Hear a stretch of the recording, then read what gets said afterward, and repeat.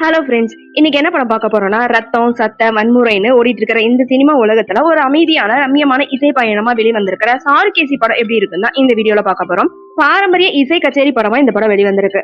வைஜி மகேந்திரனோட சாருகேசி நாடகத்தை தழுவி இந்த படத்தை டைரக்ட் பண்ணிருக்காரு சுரேஷ் கிருஷ்ணா. இந்த நாடகத்தை பார்த்த ரஜினிகாந்த் இது சினிமாவை எடுக்கலாம்ல அப்படின்னு சொன்னதோட விளைவா இந்த படம் வெளிவந்திருக்கு. கர்நாடக இசை மேதையா வைஜி மகேந்திரன் வராரு. அவருக்கு திடீர்னு ஒரு ஞாபக மறதி நோய் ஏற்படுது.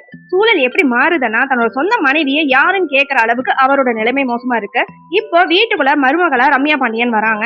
அவங்க இருக்கிற குடும்பத்தார ரொம்ப மரியாதையே இல்லாம நடத்தி துன்புறுத்துறாங்க. இன்னொரு பக்கம் மகேந்திரனோட பையனா ராஜ் ஐயப்பா வராரு. தவறான பாதையில போயிட்டு இருக்கிற பர்சனா இருக்காரு. ஒரு பக்கம் உடல்நிலை சரியில்லாத தந்தை, இன்னொரு பக்கம் குடும்பத்தை மிரட்டுற மருமகள்னு ஒட்டுமொத்த குடும்பமே நிம்மதி இல்லாம தவிச்சிட்டு இருக்கு. இந்த சூழல்ல அந்த வீட்டுல என்ன நடக்குது, வைஜி மகேந்திரனோட ஞாபக மறதி நோயில இருந்து குணமடைஞ்சாரா இல்லையா, குடும்பத்தோட நிம்மதி சந்தோஷம் இசை எப்படி மீண்டு வந்துச்சு, அதுதான் படத்தோட மைய கருவா காட்டப்படுது. படம் முழுக்கவே வைஜி மகேந்திரனோட சாம்ராஜ்யனே சொல்லலாம். 75 வயசுலயும் ஒரு கர்நாடக சங்கீத பாடகரா அவர் மிரட்டி இருக்காரு. மகன் செய்யற தவறுக்கு வருந்திட்டு இருக்காரு. இன்னொரு பக்கம் டிரைவர் தலைவாசல் விஜயோட பாசத்தை பகிர்ந்துக்கிறது, மனைவி கிட்ட அன்பை வெளிப்படுத்துறதுன்னு ஒவ்வொரு இடத்துலயுமே நல்லா நடிச்சிருக்காரு. குறிப்பா ஞாபக மருதினால அவர் தவிக்கிற காட்சிகள் ஓரளவுக்கு நல்லா இருக்கு. சுகாசினி மகேந்திரனோட மனைவியா வராங்க. பாசத்தை கொட்டி நடிச்சிருக்காங்க.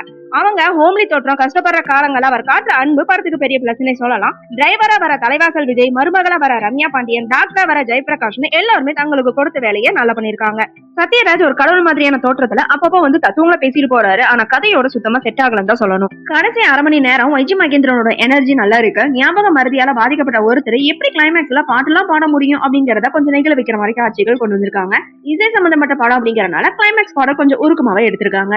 படத்துல இசையை மட்டும் காண்பிக்காம குடும்ப பிரச்சனை, ஞாபக மருதி, பிளாஷ்பேக்னு எல்லாமே சேர்த்து கடவுள் வழியான ஒரு தீர்வு கொடுக்கறது கொஞ்சம் புதுமையாவே இருக்கு. நாடகத்தை தழுவி எடுக்கப்பட்டனால நாடகத்தன்மையை நம்மளால தவிர்க்க முடியல. வைஜி மகேந்திரனோட வழக்கமான அந்த ஹியூமர் இந்த படத்துல சுத்தமா இல்ல. ஒரு சீரியஸான இசை கலைஞனாவே வாழ்ந்திருக்காருன்னே சொல்லலாம். தேவா அவர்களோட இசையில பா விஜய் வரிகள்ல சங்கர் மகாதேவன் பாடிய பாடல் மட்டும் நல்லா இருக்கு.